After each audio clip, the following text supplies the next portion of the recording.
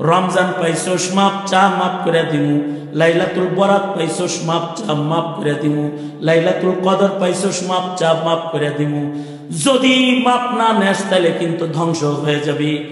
মহান আল্লাহ আমাদের গুনাহ থেকে গোসল করানোর জন্য বারবার আমাদেরকে আল্লাহর মাগফিরাতের পানি দান করেন। আল্লাহর মাগফিরাতের পানি সবচেয়ে বেশি বর্ষিত হয় রমাদানুল মুবারকে। মাগফিরাতের ঢেউ চলতে থাকে, সাগরে দাঁড়ায় থাকলেই হয়, গায়ে ময়লা থাকে না। রমজানে কোন রকম পৌঁছে গেলেই চলে, রহমতের ঢেউয়ে একটা গুনাহ থাকে না।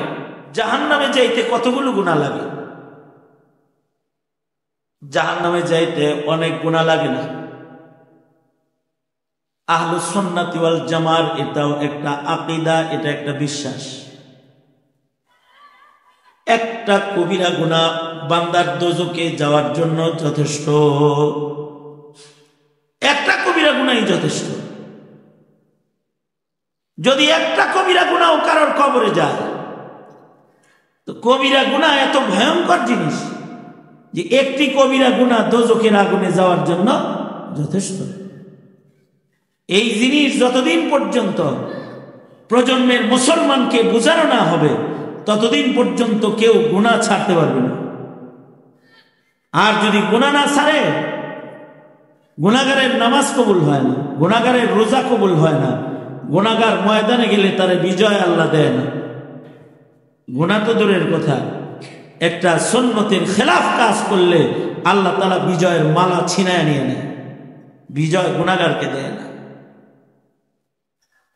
কারণ গুনার নাপাক যার গায়ে লাগা থাকে, যার আমলনামায় গুনার নাপাক থাকে, তাকে আল্লাহ তাআলা অপছন্দ করে।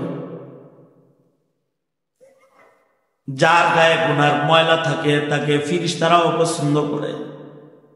যার গায়ে গুনার ময়লা থাকে তাকে ফেরেশতারা ঘৃণা করে, আল্লাহ ঘৃণা করে, আল্লাহ থেকে তারা দূরে চলে যায়।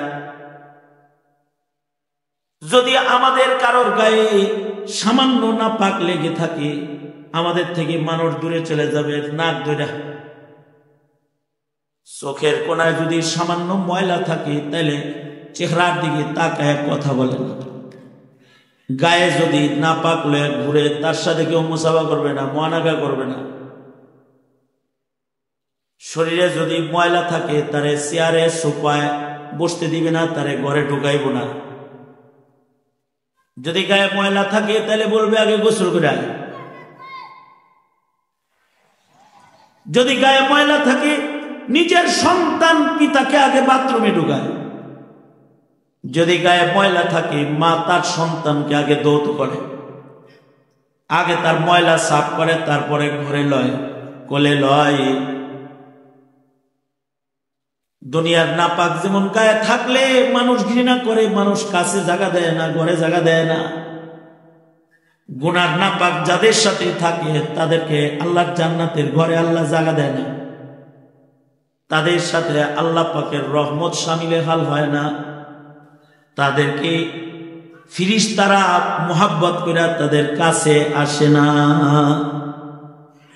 আর যারা পবিত্র হয় তাদের সাথে ফেরেশতারা মুসাফা করে। সাহাবায়ে কেরামের জামাত, ১.৫ লক্ষ সাহাবীর জামাত এমন পুত পবিত্র ছিলেন,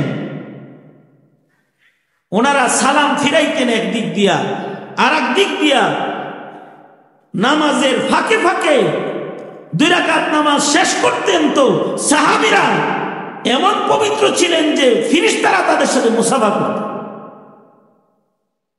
এই পবিত্রতা তাদের লিবাসের, সাজসজ্জার আর মেকআপের সৌন্দর্য না, এটা তাদের আমলের আর তাদের আমল নামার পুত পবিত্র হালাতের সৌন্দর্য।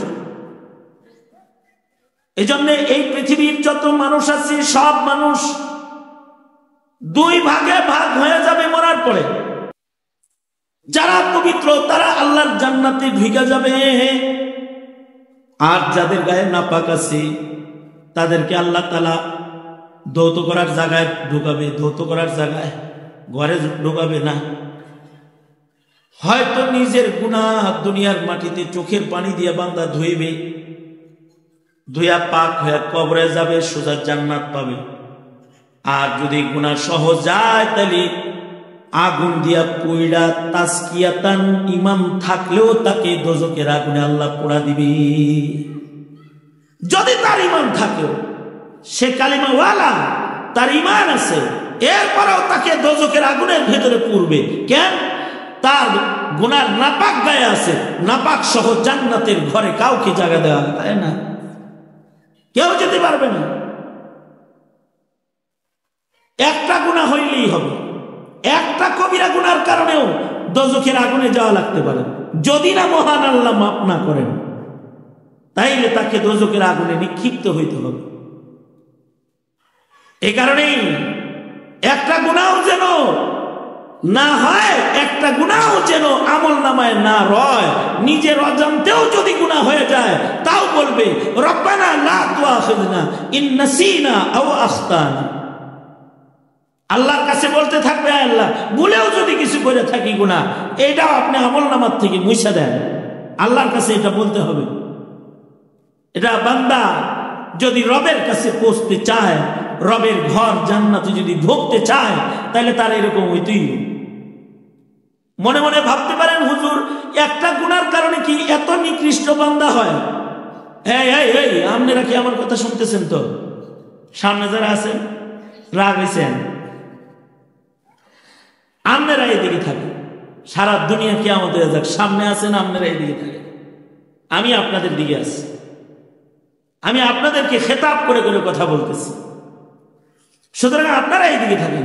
মনে মনে ভাবতে পারেন, একটা গুনার কারণে রব এত নারাজ হবে? হ্যাঁ, একটা আকার একার রস্যিকারের কারণে অর্থ বদলায়, একটা ফুটার কারণে, প্রশ্নবোধক একটা চিহ্নর কারণে লেখা নিয়ে তোল কালাম হয়ে যায়। একটা ফোটার কারণে, একটা নুক্তার কারণে অর্থ পাল্টায়। তাহলে একটা গুনার কারণে তকদির কেন পাল্টাবে না? গুনাহ কি ছোট জিনিস? একটা নুক্তার কারণে অর্থ পাল্টায়। এক নুক্তা ने मुझे मुहरिम से मुजरिम बना दिया।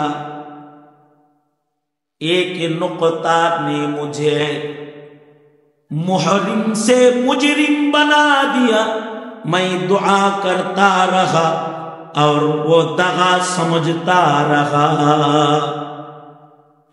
एक नुक्ता ने मुझे मुहरिम से मुजरिम बना दिया। मैं दुआ करता रहा और वो दगा समझता रहा।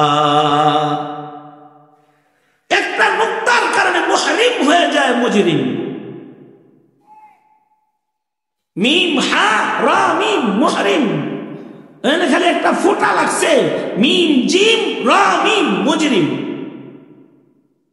একটা নুক্তা যদি না থাকে, হালাতে ইহরামে আছে, গুনাহ খাতার কাজ নাই, কেবল তওবা কইরা কাবা ঘরে দাঁড়ায় রইছে, এখন কোনো গুনাহ খাতা লাগে নাই, সম্মানী হয়ে গেছে।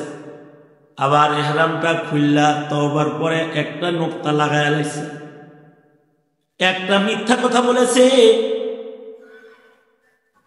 একটা কবিরা গুনার সাথে তার টাচ লেগে গেছে। তো একটা কবিরা গুনার কারণে সম্মান থেকে অসম্মানী হয়ে যাবে, ছিল সম্মানী এবার হয়ে যাবে অপরাধী মুজরিম। একটা নুক্তার কারণে মুহরিম মুজরিম হয়, একটা নুক্তার কারণে দোয়া দাগা হয়। দোয়া করা, কারোর কল্যাণ কামনা করা, আইনের উপরে একটা নুক্তা লাগছে, দাগা হয়ে গেছে, অর্থ পাল্টায় গেছে, অকল্যাণ কামনা করা, ক্ষতি করা। একটা নুক্তার কারণে যেমন অর্থ পাল্টায়, আকার ইকার রস্যিকার রস্যকারের কারণে যেমন লেখা পাল্টায়, একটা দাড়ি কমার কারণে যেমন লেখা পাল্টায়, একটা দাড়ির কারণে লেখা পাল্টায়, হুকুম পাল্টায়। লেখছে এখানে পেশাব করিবেন না, করিলে 100 টাকা জরিমানা। খালি একটা ছোট্ট একটা টান না আগে পড়ে গেছে তো হয়ে গেছে এখানে পেশাব করবেন না, করলে 100 টাকা জরিমানা। খুব বেশি কিছু লাগে না, কলমের একটা দাগ দাড়ি কমার কারণে অর্থ পাল্টাইছে, হয়তো টাকা দিউন লাগবে কইরা, তাছাড়া টাকা দিউন লাগবে না কইরা, মুইটা টাকা দিয়ে চলে যাওয়ান লাগবো দাড়ি কমায় ভুল করলে, আর দাড়ি কমা শুদ্ধ করলে টাকাটা পকেটে থাকবে। একটা দাড়ি কমার কারণে যেমন লেখার তর্জমা পাল্টায়, একটা ফুটার কারণে যেমন অক্ষরের তর্জমা পাল্টায়, অনুবাদ পাল্টায়, আমল নামায় একটা কবিরা গুনার ফুটার কারণে জান্নাত থেকে জাহান্নামে গ্রেফতার হয়ে যায়, একটা গুনার কারণে। এ কারণে একটা গুনাও নিয়ে কবরে যাওয়া যাবে না। মনে রাখতে হবে একটা গুনাহ মুছার যন্ত্র যা, জিন্দেগীর সব গুনাহ মুছার যন্ত্র তা। মহান আল্লাহ তাআলা গুনার নাপাক ওয়ালা মানুষদেরকে আল্লাহ তাআলা পবিত্রতার গোসল দান করেন যদি বান্দা খালি গোসলখানায় হাজির হয়। যেমন ওয়াজ মাহফিল করেছে ইনসাফ, এটা একটা গোসলখানা। এখানে কেউ আসছে তো জিন্দেগীর সব গুনাহ মাফ করে দিবে, পেছনের গুনাহ মাফ করবে, হাদিসে আছে। ফিরিস্তাদেরকে সাক্ষী রেখে রেখে আল্লাহ বলে দিবে এই বান্দাগুলা জীবনের সব কাজ বাদ দিয়া আমার ক্ষমা নিতে বসছে, তোরা সাক্ষী থাক, আমি ওদের জীবনের গুনাহ মাফ করে দিলাম। ক্ষমা করে দিবেন আল্লাহ তাআলা, ক্ষমা করেন, বড় বড় অপরাধীকে ক্ষমা করেন। সারা জিন্দেগি অপরাধ করার পরে কেউ ভুল বুঝছে, বুঝা বলছে আল্লাহ মাফ চাই, তো আল্লাহ কয় যা মাফ করে দিলাম। কারণ আমার গুনার আয়তন যত বড়, আল্লাহর রহমতের আয়তন তার চেয়ে অনেক বড়। আমার গুনাহ যতই হোক, আমার প্রতি আমার রবের ভালোবাসা অনেক বড়। কারণ আমার আপনার মালিক তো চায় না যে তার জ্বালানো আগুনের চুলার ভেতরে, দোজখের ভেতরে আমি পড়ে যাই, আপনি পড়ে যান। আমাদের মালিক তো এটা চায় না। আল্লাহর রাসূল সাল্লাল্লাহু আলাইহি ওয়াসাল্লাম এক গাজওয়াত থেকে আসতেছেন, তো নবীজি সাহাবায়ে কেরামদেরকে লয়ে আইতেছেন। দেখেন এক মহিলা চুলা জ্বালাইছে। আগের জমানার চুলা, এখনকার চুলা না। এখনকার চুলা তো ডিজিটাল চুলা, এখনকার চুলার আগুন চুলার বাইরে যাবে না।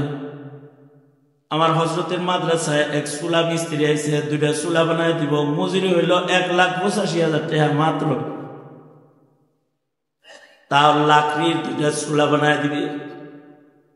2টা লাকড়ির চুলা বানাবি, এর জন্য মজুরি হইল 1,85,000। তার ভেতরে লাকড়ি ঢোকানো হবে, এ লাকড়ির চুলার দাম এত। এখন তো ডিজিটাল জামানা, উন্নত চুলা আছে। আগের জামানায় এত উন্নত চুলা ছিল না। 3টা পাথরের চাকার উপরে পাতিল বসে রান্না করছে, এইটাই হইল চুলা। বাতাস আসলে আগুন বেরোয় আসছে বাইরে। মহিলা নিজের সন্তানকে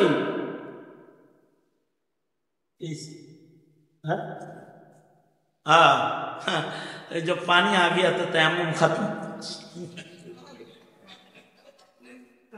বাবা এবার সে আমার বয়ান করার হিল্লত নষ্ট হয়ে গেছে। সংক্ষেপে 2টা কথা। আমি তো ছেলের মতন আদর করে আমারে সেই ছাত্র জমানার থেকে দেখভাল করেন আল্লামা জুনায়েদ আল হাবিব দাওয়াত বরকাত। জেলখানায় যখন দুইজন একসাথে, তখন বলতেছিলেন, আব্বারে বাবা, তোর জেলটা যদি হাসিনা আমারে দিয়ে দিত তাহলেও কষ্ট কম পাইতাম, তোরে জেলে আনছে দেখে কষ্ট বেশি পাইতেছি। আমি তো ছাত্র জমানা থেকে অসুস্থ। আল্লাহ তাআলা আমাদের মুরব্বীদের হায়াত বাড়ায় দেখ। জোরে বলেন আমিন, আরো জোরে বলেন আমিন। দেখেন আমার কথা শেষ। এই যে আল্লাহর রাসূল বলতেছেন, দেখো ওই যে মা চুলা জ্বালাইছে, কিন্তু বাচ্চাটা খেলতে দিয়ে আসে দূরে, বাচ্চা খালি মার কাছে আসে। মা চুলা জ্বালান বাদ দিয়ে আবার বাচ্চা নিয়ে দূরে যায়। কেন যায় বলো তো? মা চায় যে তার আদরের সন্তানের গায়ে বাতাসে তার হাতে জ্বালানো চুলার আগুনের কোনো ফুলকি তার সন্তানের আদরের সন্তানের গায়ে না লাগে। আল্লাহর রাসূল বলে, মা যেমন করে নিজের হাতে জ্বালান না চুলার আগুনের ফুলকি সন্তানের গায়ে লাগতে দিতে চায় না, মহান আল্লাহ তার বান্দার গায়ে দোজখের আগুনের ফুলকি লাগতে দিতে চায় না। কারণ মার চাইতে বান্দাকে আল্লাহ তাআলা অনেক বেশি ভালোবাসেন। এ কারণে বলে, ওয়াজে যা মাফ করে দিব, মসজিদে ঢুক মাফ করে দিব, শেষ রাত্রে গোপনে আমারে বল, আল্লাহ আমি মাপ চাই, মাফ করে দিব। রমজান পাইছস, মাপ চা, মাফ করে দিব। লাইলাতুল বরাত পাইছস, মাপ চা, মাফ করে দিব। লাইলাতুল কদর পাইছস, মাপ চা, মাফ করে দিব। যদি মাপ না নেস তাহলে কিন্তু ধ্বংস হয়ে যাবে।